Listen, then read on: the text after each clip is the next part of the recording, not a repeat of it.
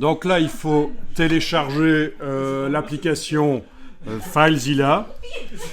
Donc FileZilla ici.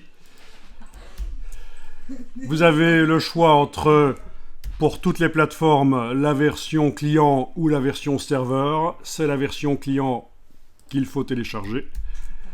Et voilà, vous téléchargez, moi je ne vais pas le faire ici, je l'ai déjà fait, vous téléchargez pour, il a détecté automatiquement il a détecté automatiquement votre plateforme et vous l'installez.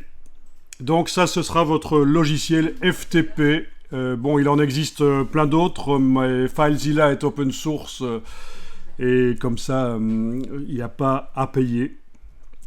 C'est bien.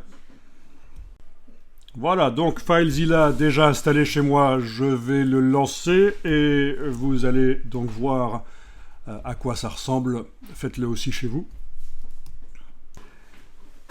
Et donc ça se présente un peu comme une plateforme à l'ancienne, on a l'impression d'être dans DOS ou dans des choses comme ça, dans les premiers Windows, mais bon, c'est le principe. Donc vous avez sur la gauche des fichiers qui font partie de l'ordinateur, sur la droite des fichiers qui sont sur un serveur distant. Et il faut indiquer un code, un hôte, un nom d'utilisateur, un mot de passe, un port, mais ça on va en reparler.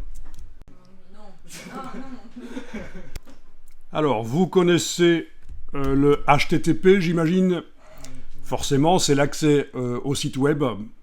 Donc, c'est l'Hypertext Transfer Protocol. Donc, hypertexte parce que c'est un texte amélioré avec des balises pour pouvoir indiquer des titres, des paragraphes, avec des balises pour pouvoir insérer des images et avec des balises pour pouvoir faire des liens cliquables qui vous mènent vers d'autres pages. C'est l'Hypertext Transfer Protocol.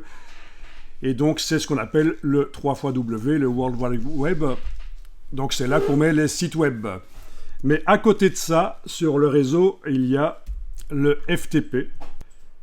Donc, c'est un autre protocole qui est à côté, on va dire, du HTTP.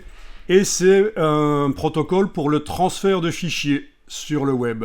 Et ça ne passe pas par le web, en fait. Donc, j'ai fait une erreur. Quand je dis sur le web, c'est sur le réseau, c'est le transfert de fichiers, mais on ne passe pas par le World Wide Web. Et donc, en fait, c'est plus rapide. Et à quoi ça peut servir? Eh bien, pour notamment échanger des fichiers avec des clients ou avec d'autres entreprises, si vous faites du business to business, du B2B.